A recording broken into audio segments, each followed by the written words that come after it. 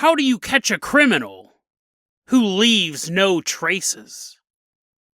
And then we wrap up Season 14 with possibly our most terrifying story yet.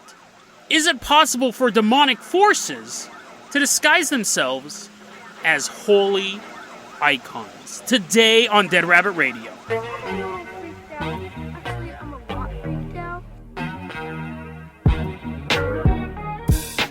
Hey everyone, welcome back to another episode of Dead Rabbit Radio. I'm your host, Jason Carpenter. I'm having a great day. I hope you guys are having a great day too. First off, let's take a look at our Fan Art Friday submission. This is a brand new submission from Adam Carter. Look, this is awesome. I love this. It says Dead Rabbit Radio in this really cool font. We have the dead rabbit with his third eye floating over his head. There's like a cyberpunk biomechanical look. And a little in-joke here you'll see on his shirt. If you guys are driving, don't look. You can look at it later. On his shirt, it says, "Monkeys do not exist" in Basque, which is the logo on my Patreon supporter sticker. So that is from Adam Carter. Adam, thank you so much for this totally awesome artwork. Really, really appreciate it. Great way to end off Season 14 with this amazing piece of artwork. This is it. This is the final episode of Season 14, and I'm taking the entire month of July off. The show will not return until the beginning of August. It is a vacation that I need. Normally I take 2-week breaks, but this time I'm going to be doing traveling. I normally travel during the summer, so I will be gone for the month of July. No new Dead Rabbit Radio episodes, except on July 18th, the long prophesized day of an alien invasion, alien encounter, alien disclosure, however you want to describe it. None of it's going to happen, right? None of it's going to happen, but we are going to do a July 18th alien invasion special brought to you by The Quiet Place Part 2. Tune in for that. Join the YouTube channel. Subscribe to the YouTube channel so you guys can be there for that. If you guys don't do the YouTube thing, that's totally fine. I'm going to take the audio and upload it to the podcast. But if you're there during the live stream, you'll be able to ask me questions. We're going to have a conversation, outrun some aliens, maybe make love to a sexy reptilian. We'll just got to see what happens. We'll see what happens on July 18th. So get your strawberry ice cream ready for that amazing event. Speaking of amazing, let's welcome in today's legacy Patreon supporter. It's Big Bug Nowadays. Everyone give a round of applause to Big Bug Nowadays. It's a giant beetle walking into Dead Rabbit Command. Big Bug, you're going to be our captain, our pilot this episode. If you guys can't support the Patreon, I get it. It's totally fine. There's a lot of people that I watch all their content to and never give them a dime. But I spread the word about the show. I'll spread the word right now. Ohmwrecker, if you guys like video game Dead by Daylight, check out Ohmwrecker's channel on YouTube. He's really my favorite content creator right now, and it has been for a long time. So if you guys can't support the Patreon, just spread the word about the show, because I get it. Not everyone can donate money. That's totally fine. Just spread the word about the show. Really helps out a lot. Let's go ahead and get this bad boy started with Big Bug at the wheel of the Jason Jalopy. I'm going to toss you those keys. We are leaving behind Dead Rabbit Command. We are headed out to a drug den in the middle of the United States. Big Bug's like, great, I'm driving this old beat-up jalopy car. We're headed into this drug den. There's a bunch of bodyguards standing there with mean-looking sunglasses, and their sunglasses have sunglasses. It's like the scariest place you've ever been, and we see all these drug dealers sitting around, and they're like, instead of sitting in this warehouse, we should be out dealing drugs. That is what our job is. But no, they're all in this location right now, and the big boss walks out onto the balcony. Because I imagine this is straight from like an 80s Seagal movie. It's a warehouse with this balcony, and this boss comes out, and his sunglasses have sunglasses, and those sunglasses have sunglasses. That's how you know how in charge this guy is. He walks out and he takes his sunglasses off. It takes a while because first the one pair of sunglasses have to take the sunglasses. You're like, okay, Jason, the joke wasn't funny to begin with. Now it's actually making me unsubscribe to your show. After about 30 minutes of sunglasses being taken off, quantum sunglasses, the boss goes, "Hey, all you drug dealers out there." That's how he doesn't learn their names. He's not a really good boss. He doesn't know his employees. "All you drug dealers and drug dealerettes." People are like, that's not a thing. You don't call a female drug dealer a drug dealerette. He goes, "It doesn't matter. I'm here to tell you guys that I have discovered the best new app around." And they're like, "What?" And he pulls out this cell phone and he goes, "This is a nom." And everyone's like, "What's a nom?" Here, I'll tell you what. I don't know why I did that long intro. Let me just tell you what a nom is. That was just the theater of the mind. Back a couple episodes, it was maybe about 20, 30 episodes ago, I'll put it in the show notes. I did a story about this thing called EncroChat. We've covered it a couple times on this podcast, actually. It was a super secure app for your phone that was untraceable.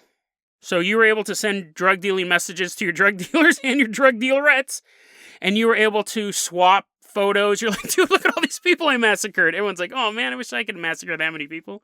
It was a way for criminals to talk to each other, but eventually Interpol was able to hack into it, and they arrested a ton of people within a short matter of time because the criminals were talking openly.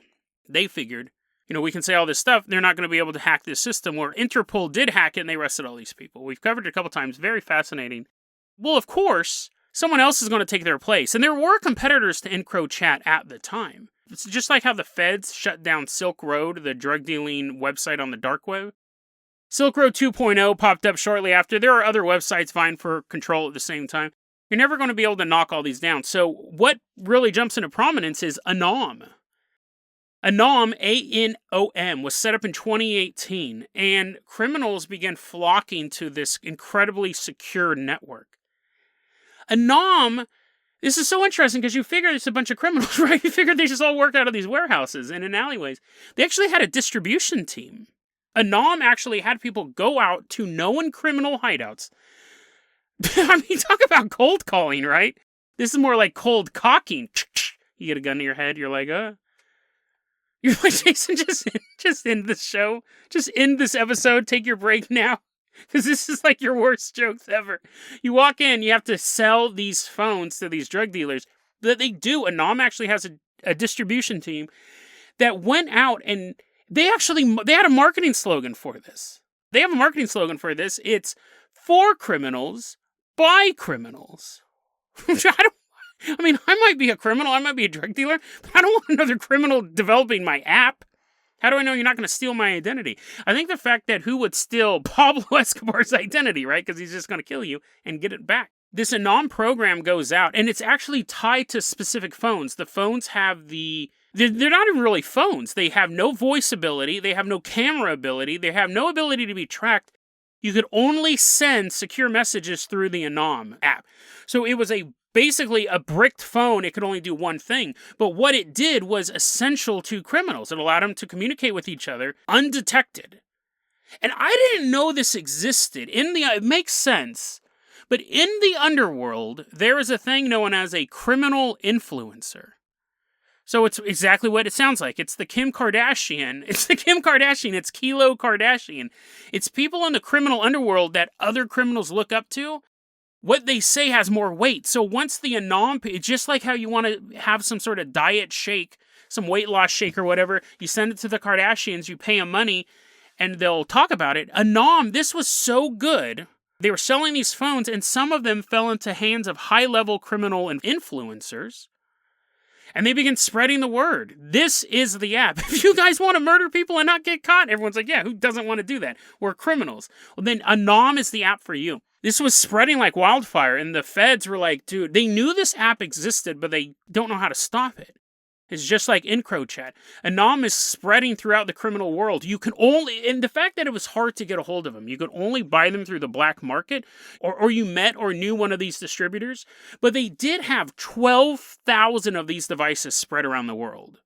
Well, on June 8th, 2021, this is worldwide. This all happens pretty much in a 48-hour period. 9,000 law enforcement officers spread around the world, hit up 700 different locations, arrest 800 people within a 48-hour period. They seized 32 tons of drugs, $48 million in various currencies. 50 different drug labs shut down around the world in a 48-hour period, including the largest clandestine lab in Germany history. It was a worldwide bust. June 8th, 2021. So how did the FBI... I love this story. How did the FBI break Anom? EncroChat just got broken earlier this year. Did they use the same tools? Was there the same sort of development kit between EncroChat and Anom? It turns out a couple years ago, there were some American law enforcement officers in Australia, and they were talking to their counterparts in Australia, just sitting back drinking a couple beers at a bar, and they were talking about this problem of these EncroChat type things, these anonymous services for criminals. They start talking about these encrypted services that criminals are starting to use. And they begin kind of thinking about it and joking about it. And they go, what if we started one? Anom was 100% fully designed, funded, and distributed by the Federal Bureau of Investigation of the United States. They developed this app, gave a bunch of turned their undercover agents into a distribution team. They heard who the top dogs were on all these different levels. They knew who they followed the criminal influencers on Criminalgram. They distributed these phones. They sold them. They did tech support on them. From day one, the FBI was immediately monitoring all of these communications that these people were like, dude, this thing is so encrypted. Nobody knows where I'm at right now. Look at me. And he's like stepping on a witness's face. I caught this guy. He was a rat. It turns out, and I wonder if this is what prompted them to make the raid on June 8th, because they had been this program's been out since 2018. They stopped a bunch of murders. And I'm sure there were probably other murders in the previous 3 years that people are now upset about. They're like, hey, you could have stopped my nephew's murder. But they were talking about, like, a family of 5 was about to get slaughtered, and the agents came in, removed the family, arrested everyone. And, like, people are really pissed at the influencers, too, now. Because it becomes part of a thing like, one, the FBI got you, or whatever jurisdiction you're in, because this was a worldwide thing. But then you're also mad at the people who said, hey, dude, why don't you talk about all those crimes on this really cool secure app called Anom? There's a criminal right now, alleged criminal. He hasn't been convicted yet, but his name is Hakan Ayik. He's a alleged drug trafficker. Australia's trying to get him. He's in Turkey. In this article, the Australian authorities are openly taunting him. They go, hey, Hakan, hey, remember when you gave all the people the Anom app? Because we know that you did that.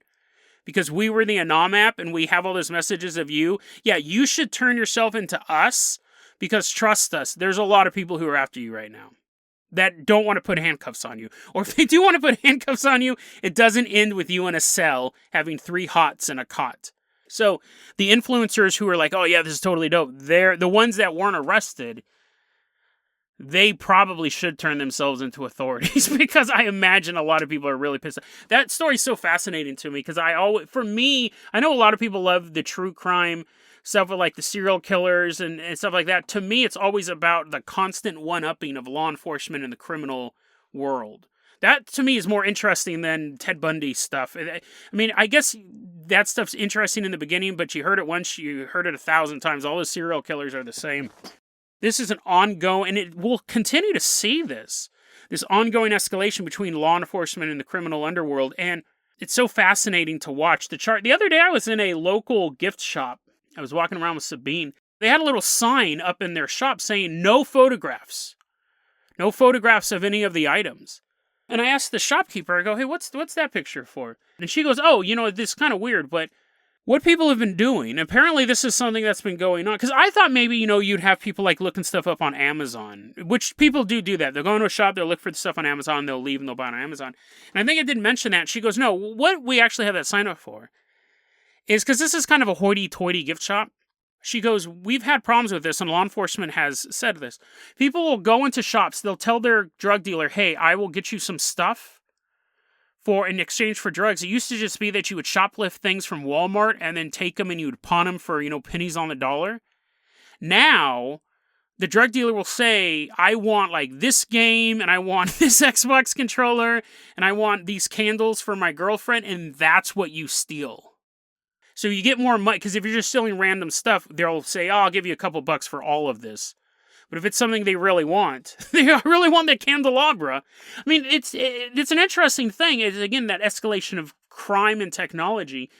I didn't understand. I still don't understand why it's at a gift store, right? Like, this is, like I said, like, it's a highfalutin gift store. So it's not like anyone's coming in there to get, like, scented candles. Like, what drug? It's the most aromatherapeutic drug dealer in town. He's just taking bubble baths all day long. But anyway, so yeah, the technology in the criminal world and the police trying to outsmart them, that, to me, is the most interesting part of true crime. Serial killer, dime a dozen. Unfortunately, right, there's a lot of them. But we still covered the unusual ones, like we did on Monday. That story was really, really creepy. You should check that one out. I'll put it in the show notes. But I like that stuff as well, but it needs to be a little spookified. Speaking of spookified, let's go ahead and move on to our final story of the season. Big Bug, I'm going to toss you the keys to the Carpenter copter. We are leaving behind this drug den. It's in ruins. The police have raided the place. We got all the drugs. We stole all the drugs. We're going to sell them.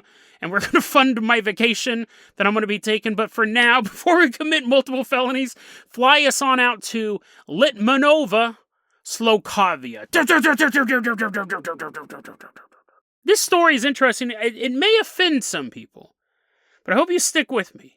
I might actually end up offending you more the longer the episode goes, but I have a theory. We're in Litmanova, Slovakia. It's August 5th, 1991. It's 6 p.m. It's quite early in the evening. And there's 3 girls staying overnight at a cabin up on a hill. The rest of their families are back in town. They're not terribly far away, but this is a nice time for these 3 girls to be just spending some time together. We don't have the ages of them. The fact that they're alone on the hill, I mean, if they were in a goalie, they could be any age, but I'm assuming they're probably like late teens, early 20s, somewhere in there. We have Katka Seslokova, Iviteka Korkakova, and Mikaluis Seskala. They're sitting outside the cabin right now. They have a little bonfire going. They're just enjoying each other's company. And then off in the forest, they hear a... They don't hear Donald Duck. They don't hear Donald Duck coming. They hear a crackling sound in the forest. You know, it starts off soft. It's in the distance. They're not really thinking anything of it, but it starts to get louder. It starts to get closer. But they don't see what could be causing this noise. It's starting to scare them. So they go inside their cabin. They seek the shelter of their cabin, and they lock the door, and they're just sitting in there. And they're like, what do you think that noise was? I don't know. And then they hear...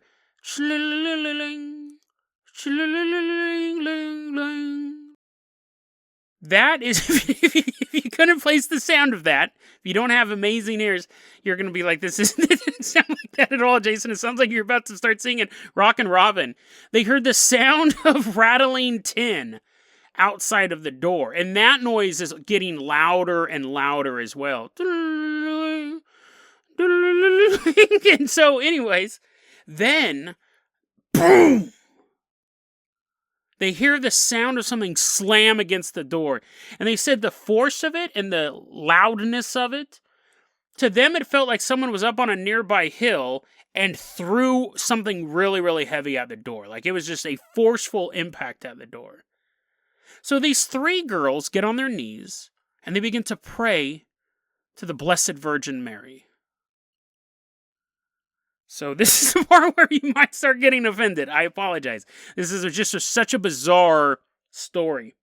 They begin praying to the Virgin Mary, and a glow begins to appear in the middle of this cabin.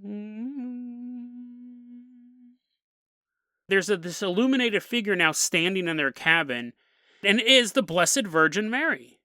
She's standing in this cabin, and she walks over to the girls, and she stands there as if she's listening to their prayers. She's described as you would imagine the Virgin Mary to look like. A white dress, blue cloak, and a blue transparent veil was covering her face. She also had a crown, and in her hands she held the rosary.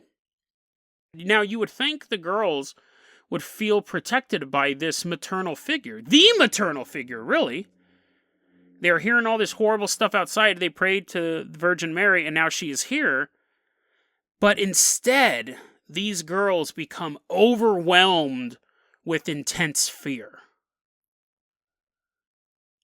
They run past this apparition of the Virgin Mary, run out the front door, and begin running back to their town.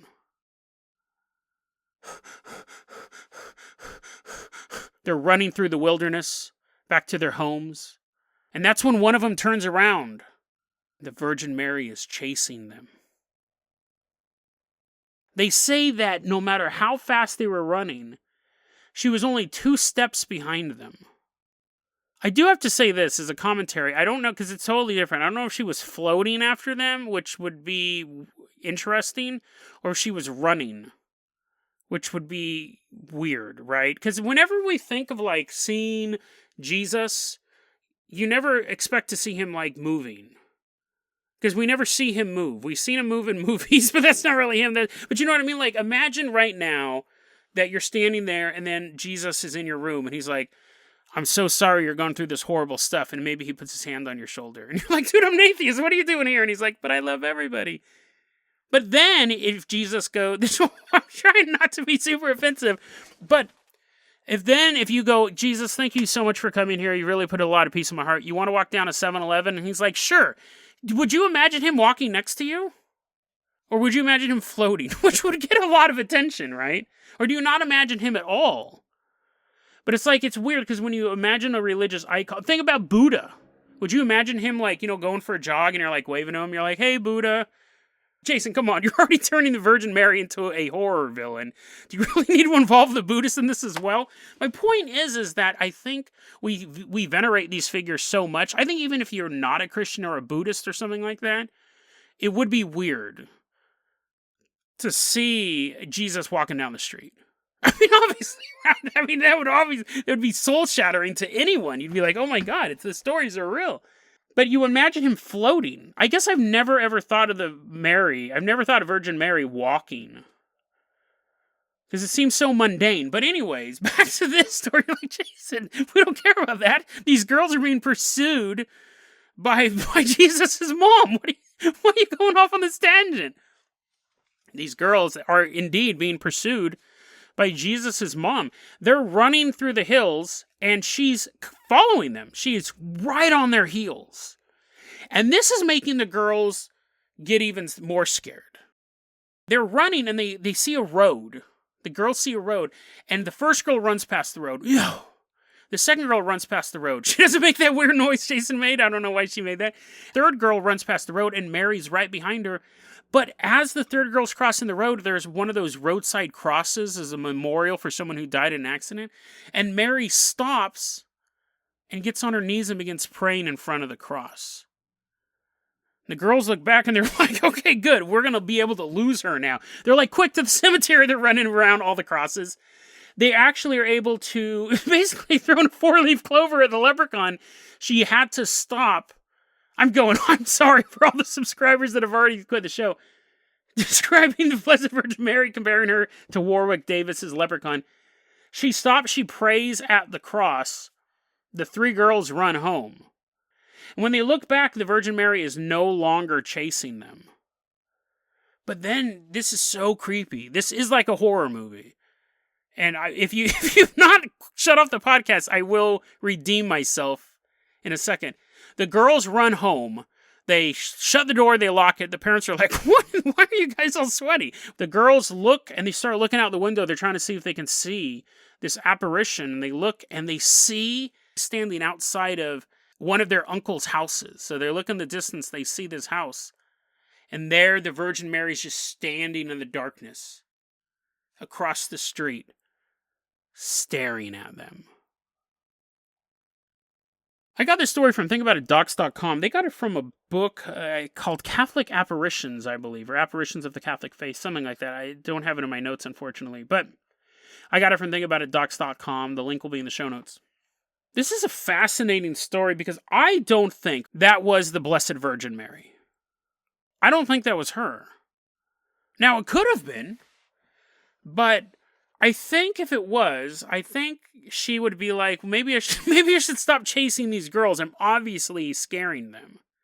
So this is my hypothesis. Let's put on our conspiracy caps here. Let's say that this wasn't the Virgin Mary, because that is not normal Virgin Mary apparition behavior. For most part, she doesn't move. Most of these apparitions don't move. But it's about bringing peace into your heart. It's about protecting you. People can gauge other people's reactions, and this would seem out of character for the Blessed Virgin Mary to be chasing children through the darkness, floating or on foot, doesn't matter, and then standing there at a neighbor's house just staring at them, right? Those are all things we would put with a creature. So my question is this: can a demonic force, which is how this story started off, noise in the wood that gets closer, it terrifies the girl, it's trying to bang down the door, it's outside the door, it's making this sound like metal is shaking.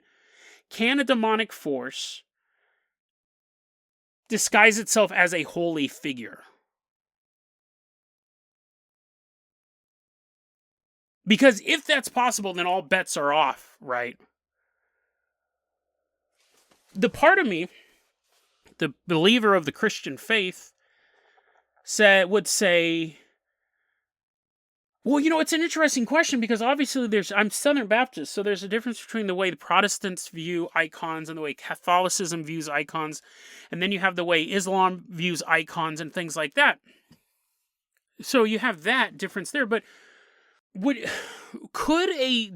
we can even broaden this out, because what if this wasn't demonic? What if this was alien? Because you could easily say, no, Jason, the fact that demonic is anti-Christ, it's against God's message. It's literally like fallen angels that are being punished by God. No, a demonic force could not disguise itself as Mary or Jesus or God or the Holy Spirit. But then on the other hand, could it disguise itself as Moses or Noah or Samson or King David or any of these other biblical figures? And you'd be like, dude, who's that? Demon shows up. He's dressed up like Paul from the Apostles. You're like, who's that? And he's like, dude, go to Bible school. That's why I'm possessing you, because you don't go to Bible school. What would be off limits to a demon? Could it assume the figure of Jesus? And when you're in your darkest moment, you have this vision of Jesus, and he's like counseling you, but it's really Baal Berith. And he's like, you're like, you think it's kind of weird Jesus keeps telling you to sacrifice that kitten at midnight. You're like, but it is Jesus. Like, at what point, if religious figures are impossible for demons to impersonate, what would be the cutoff? Could they become Delilah? Could they become like bad people in the Bible? Could they become Nebuchadnezzar? So we have that, but then let's broaden it out. What if it wasn't a demon? What if it was an alien? What if this was some sort of alien force that was trying to get into these girls' house to do alien stuff, and aliens in the lore have telepathic powers, and they hear these prayers, and they go, oh, they want this icon figure. We know what it looks like because we're reading their minds. I will appear as that figure. But then that makes the girls even... See, the key is like there's tons of stories about people seeing the apparition of the Virgin Mary. But this is the only one I've ever seen where the girls immediately freak out and try to outrun her. So it's like the girls knew that it wasn't her. The girls instinctively knew that this was not the Virgin Mary. Could an alien... We have two questions. So the first question would be, could anything impersonate? Because you could say, no, Jason, those figures are so holy. But then we have actors portray them. So I don't think that would wash. Now, see, it's interesting because in the Islamic tradition, you cannot have a portrayal of the Prophet Muhammad. You can't do that. You can't have images of Allah. You can't have images of the Prophet Muhammad. So they don't have actors portray them. They don't have actors portray them. They don't have pictures of them in their houses, and that's part of their tradition. But because and here's the other interesting thing. I know Jesus does not look like the paintings of Jesus. Like, I know that. But when I think of Jesus, that's who I think of. I told you guys about that nightmare I had a long time ago that really, really freaked me out. It was just a normal dream, but at the ending there was on my door, and I opened the door, and Satan was wearing Jesus Christ's face. Like, he had cut his face off like Leatherface, and the eyeballs were gouged out, and he had on this he had on this face that was like stapled to the devil's face with the beard and everything. And the devil did this little tap dance in front of me. He had these two giant like goon bodyguards standing behind him, and the devil did this little tap dance. And I woke up screaming at the top of my lungs. I was screaming in the dream. I woke myself up screaming. But even that skinned version of Jesus' face was the traditional painting of Jesus, which I believe was actually modeled after the artist's son or nephew. Like, there was a real guy who looked like him. It wasn't Jesus, but it's interesting because I don't care what he looks like. Like Kanye West famously said, I'm not here to argue about his facial features. Like, that's not the message of Jesus. But when you think of Jesus, that's what you think of. So if something was going to appear to me as Jesus, he would most likely take that form if it wasn't really Jesus. But if the real Jesus came down, would I recognize him? Isn't that a Joan Osborne song? What if God was one of us? My point is that... Wait, what is the point? Okay, no, the point is this. There's a whole bunch of questions here. I guess it's really up to you. I'd love to hear what you guys say. I think an alien could, because an actor can portray a religious figure in the Christian faith. We've seen people portray the Virgin Mary. We've seen people portray Jesus. We've seen even people portray God. Actors. So I think an alien could as well. Could a demon? Could something that is the antithesis of the holy word, like it seeks out to destroy, could it disguise itself as a religious figure? And if it could, that's really, really bad. Because then who do you know to trust? If you're praying, I remember being told really early in my life as a Christian, because I grew up in the church, my dad was a minister, Satan hears your prayers too. That's really scary to tell a 7-year-old, right? But it's true. Satan hears your prayers too, and you may be praying for something that you don't need. It's going to be harmful for you. Well, he can hear them too. He can answer those prayers, but they're not going to be good for you. I guess the cautious answer is yes. Demons could disguise themselves as holy figures. And it is up to us to determine that on a case-by-case basis. I know we all see religious figures on a daily basis. We're like, that's not Job. We see Jonah, he's getting swallowed by a whale. Ah, Jonah, always having fun in the digestive juices of that giant creature. I mean, it's not something that we'll probably ever come across. How many of us get to see religious figures? But if you do ever find yourself face-to-face with what most would consider a miracle, trust your gut. These girls did. The story could have easily ended with 3 girls mysteriously vanishing. They went up to the cabin for a night and never came back. Something happened to them and no one could ever figure out what it was. But these 3 girls, even though they were praying to the Virgin Mary, and the Virgin Mary appeared, they knew something wasn't right. They ran home. Although now that I'm thinking about it, if it was a demon, why would it have stopped and prayed to the cross? Like, you think it would have kicked it over. Was that really an apparition of the Virgin Mary? Was she really chasing these kids? Because that's almost creepier, right? Part of my... this isn't how I expected to end the episode. You guys could probably tell I was wrapping up to a scary ending. Maybe she was running after them to protect them from something worse. I don't know. The story's so weird. The story is just weird, and it's not something that it's not something that I've ever seen before. I've seen, we obviously come across stories of people being protected by religious figures, like the kids in Miami fighting the demonic army. That was a really cool episode. Put it in the show notes, but was she chasing them to make sure something worse didn't get them in the woods? Why was she staring at them from the darkness? It's a mystery, I guess, and what a better way to end season 14 than with a mystery. There's no spooky wrap-up. There's no wrap-up at all. It's just me saying there's a mystery. But sometimes that is the only way to end an episode. And a season. But I will be back on July 18th for an Alien Invasion special. Right now I'm going to go play Just Cause 3. I just bought Far Cry 4. I'm going to have a great vacation. You guys have a lot of fun as well. We will be back the first week of August. I love you guys. deadrabbitradio@gmail.com is going to be your email address. You can also hit us up at facebook.com/deadrabbitradio. Twitter is @deadrabbitradio. Dead Rabbit Radio is the daily paranormal conspiracy and true crime podcast. You don't have to listen to it every day, but I'm glad you listened to it today. Have a great one.